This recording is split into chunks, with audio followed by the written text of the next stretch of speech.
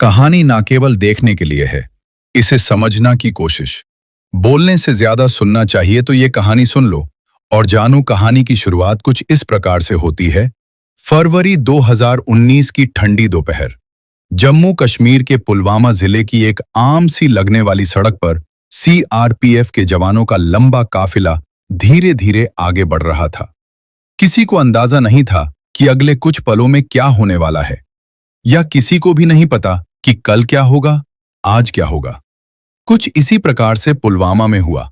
जो ये वही दिन था जो बाद में कुछ इस प्रकार पुलवामा अटैक के नाम से इतिहास में दर्ज हो गया।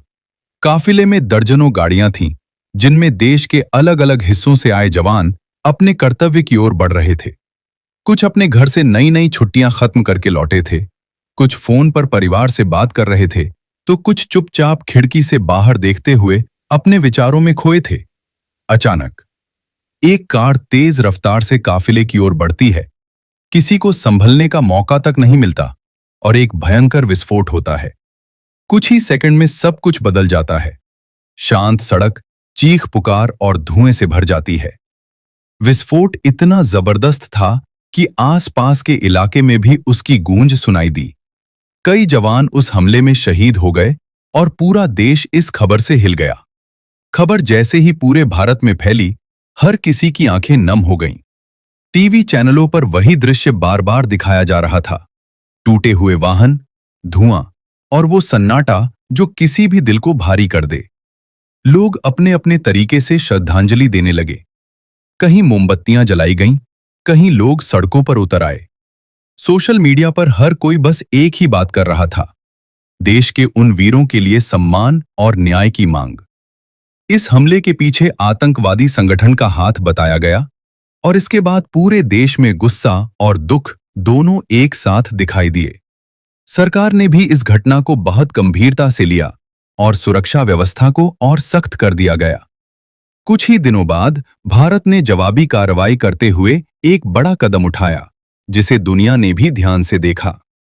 लेकिन इस पूरी घटना का सबसे भावुक पहलू था उन परिवारों का दर्द जिन्होंने अपने बेटे, पति या पिता को खो दिया।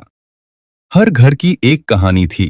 किसी की बेटी अपने पिता का इंतजार कर रही थी, किसी माँ ने अपने बेटे को आखिरी बार फोन पर सुना था और किसी पत्नी के सपने एक पल में टूट गए।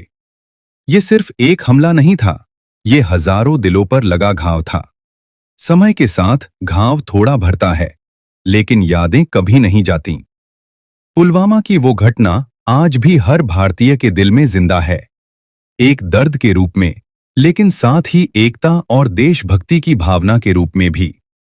इसने देश को एकजुट किया, लोगों को यह एहसास दिलाया कि हमारे सैनिक किस तरह हर दिन अपनी जान जोखिम में डालकर हमारी सुरक्षा करते हैं।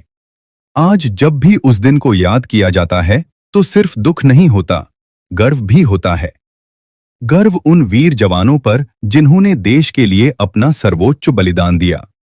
उनकी कहानी सिर्फ इतिहास नहीं, बल्कि आने वाली पीढ़ियों के लिए एक प्रेरणा है कि देश के लिए खड़े रहना क्या होता है।